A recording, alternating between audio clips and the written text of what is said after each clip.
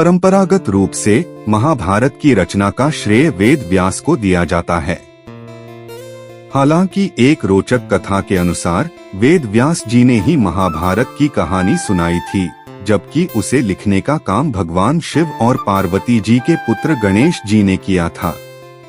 कहा जाता है कि जब वेद व्यास महाभारत लिखने जा रहे थे तो उन्हें एक ऐसे लेखक की तलाश थी जो उनकी वाणी को रोके बिना लगातार लिख सके।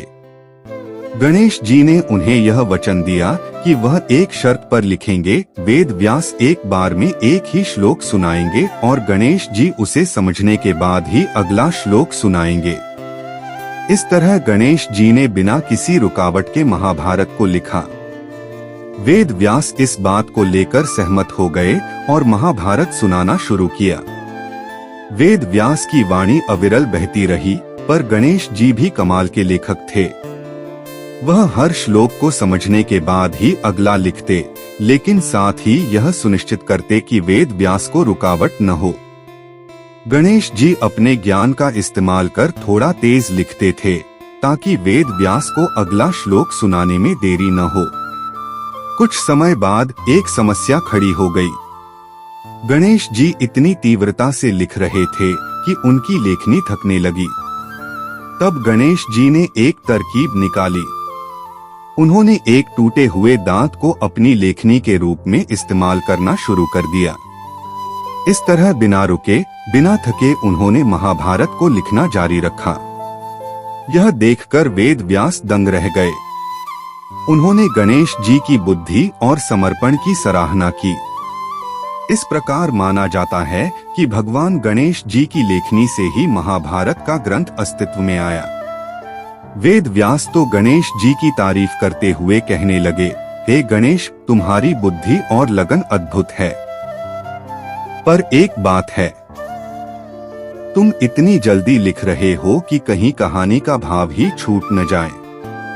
गणेश जी मुस्कुराए और बोले, ऋषिवर, आप चिंता मत करिए। मैं हर शब्द को ध्यान से सुन रहा हूँ। आप कथा सुनाते रहें। लेकिन वेद व्यास को मन ही मन एक शक हुआ। उन्होंने सोचा कि गणेश जी इतनी तेजी से कैसे लिख पा रहे हैं और कहीं कोई गलती तो नहीं हो रही है। अगले श्लोक को सुनाने से पहले उन्होंने गणेश जी को रोका और कहा, हे गणेश, मैं थोड़ा रुककर एक श्लोक का भाव समझाना चाहता हूँ। तुम यह श्लोक लिख पाए? गणेश जी ने शांत स्वर में कहा, हाँ ऋषिवर, मैंने लिख लिया है। आप मुझे वह श्लोक का भाव समझा दीजिए जो आप अभी सुनाने वाले हैं। वेद व्यास थोड़े से अचंभित हुए। उन्होंने वह श्लोक सुनाया और उसका भाव विस्तार से समझाया। गणेश जी ने ध्यान से सुना और फिर बोले, ऋषिवर, आपने बिल्कुल ठीक समझाया। मैंने भी ठीक वही लिखा है। वेद व्यास को अब पूरा भरोसा आ गया। उन्होंने देखा कि गणेश जी न सिर्फ तेजी से लिख रहे हैं, बल्कि कथा का भाव भी बखूबी समझ रहे हैं। इस तरह दिन रात चलता रहा। वेद व्यास कथा सुनाते रहे और गणेश जी अथक रूप से लिखते रहे। आखिरकार महाभारत की विशाल गाथा लिखी जा चुकी थी। वेद व्यास बहुत खुश हुए। उन्होंने गणेश जी को आशीर्वाद दिया और कहा, हे गणेश, तुमने जो काम किया है वह अद्भुत है। तुम्हारी वजह से ही यह महान ग्रंथ अस्तित्व में आया है। तुम्हारा नाम हमेशा महाभारत के साथ जुड़ा रहेगा। खुश होकर भगवान गणेश ने भी वेद व्यास को आशीर्वाद दिया।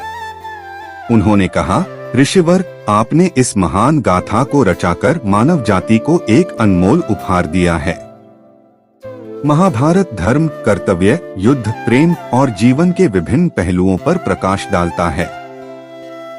जो कोई भी श्रद्धापूर्वक इसका अध्ययन करेगा, उसे जीवन के महत्वपूर्ण सबक मिलेंगे। इसके बाद भगवान गणेश ने वेद व्यास से विदा ली। माना जाता है कि यही कारण है कि बुद्धि और लेखन के देवता के रूप में पूजे जाने वाले भगवान गणेश को ग्रंथ लेखन के समय सबसे पहले याद किया जाता है।